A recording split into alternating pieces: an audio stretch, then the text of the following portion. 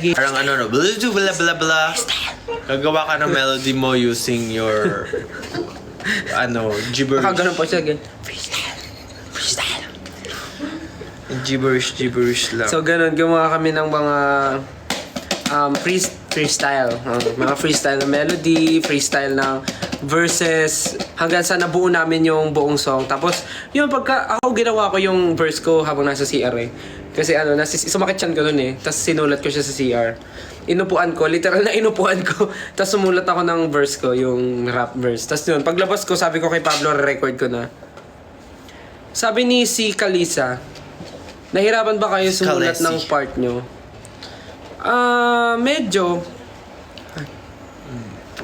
Nung ginamit ko yung right hand ko, nahirapan ako. Galing. Kaya yung mga fans natin, loko-loko na rin eh. Medyo na challenge kasi syempre pag kilala mo naman si Sir Glock, katrabaho nyo, syempre tawag dito, mape-pressure ka kasi Glock 9 yan eh. Tapos parang rap verse pa yung gagawin, so parang challenging, so dapat kahit pa paano lumevel. So hindi ako personally, di ka naman masyadong pinressure yung sarili ko, basta something na mahalaga yung message na magagawa ko. And andun naman yung essence nung yun naman. Ikaw, nahirapan ka ba sumulat nung Nung ginamit ko nga yung right hand ko, nahirapan ako. Sabi write whatever, so nagsulat na lang. Pero I Nakarinig think... ka na ba ng kwan? Nakarinig ka ba ng kwan? Yung wala kasi akong maisip na word. So, kaya sabi ko, wag skipan ko na lang. Di ba parang yun? Pag di mo masabi yung word, ano nga yung ganyan. Parang si Ate Tapos naalala ko si Ma'am Shimelay. Kwan. Kuan. Ay, tsaka tatay ko, makuan din tatay ko yung kuan.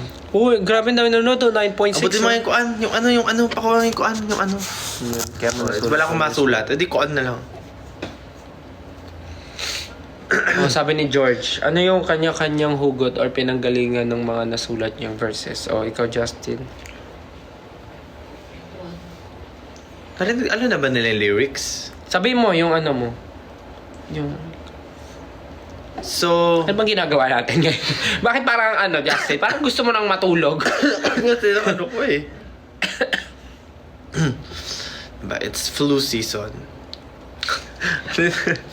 Ano yun? Ayan. Yung sa akin, kasi di ba kalakal nga, parang kung ano-ano yung ginagawa. Ay, kanya-kanya, meron tayong parang... Hindi ko alam kung pwede ko na spoil. Parang manggagaling